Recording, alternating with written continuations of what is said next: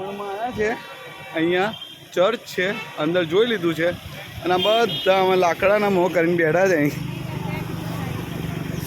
આ બધા બેઠા છે બસની રાહ જોઈ.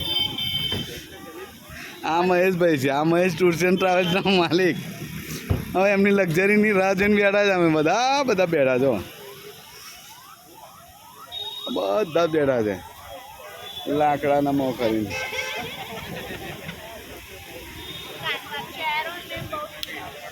બધા બેઠા છે